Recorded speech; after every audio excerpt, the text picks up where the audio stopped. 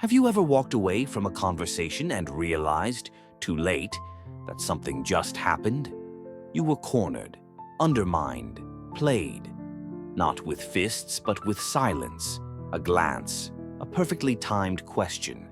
This is not random. It's a power move. Today, we're decoding the subtle language of power before it controls you.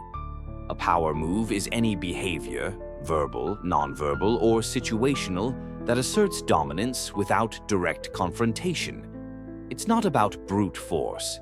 It's about control, without looking like you're trying. From boardrooms to breakups, politics to playgrounds, power moves shape outcomes, shape perceptions, and shape you. As Carl Jung observed, where power dominates, something human is lost. But understanding power doesn't make you cold, it makes you clear-eyed.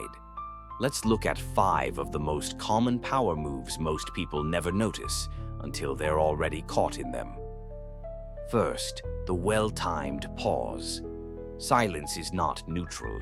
Strategic silence pressures you to fill the void, often with concessions, admissions, or over-explaining.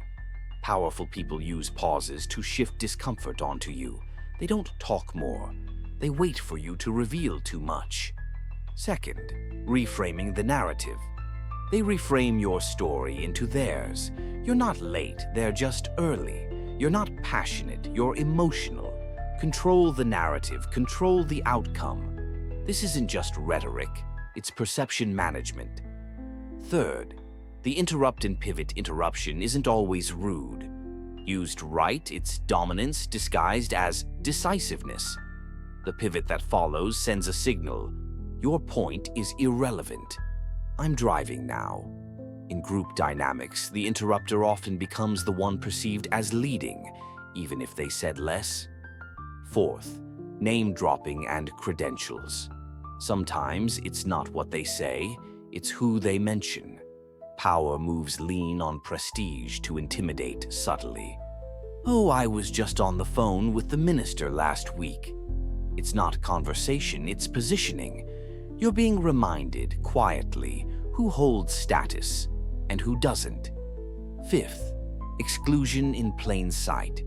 They don't push you out, they just never invite you in. This is social power at work.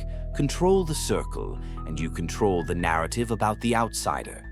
Silence and invisibility become tools of dominance. Now let's talk about how to read the room, fast.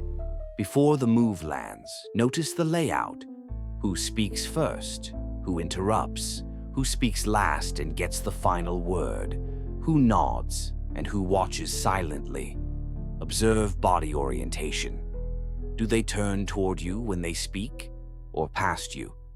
Read eye contact, seating positions, and even the timing of their jokes. The most powerful person often doesn't try to be the funniest. They laugh last, and everyone else watches for their cue. So what do you do when someone pulls a power move?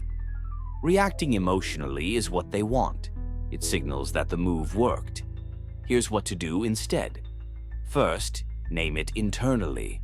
Just labeling it in your mind gives you distance. Oh, that was a play. Second, stay neutral. Calmness under pressure is its own form of power. You send the message, I see you, and I'm not shaken. Third, flip the frame.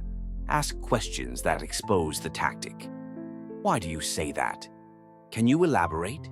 These flip control without being combative. And finally, use delayed response. Let me get back to you. Power is pacing. Never rush a decision under pressure. Let's be honest. Power is a game, a quiet one. But once you see the patterns, you can play it without losing yourself. As Nietzsche warned, he who fights with monsters should look to it that he himself does not become a monster. But playing the power game doesn't mean becoming ruthless. It means becoming aware, reading the field, making deliberate moves. True power is not about overpowering others. It's about not being outmaneuvered. Power moves are everywhere. Most people never notice until they've already lost. But now, you see the game. Welcome to Questra, where insight is power. Subscribe for more decoded truths about how the world really works.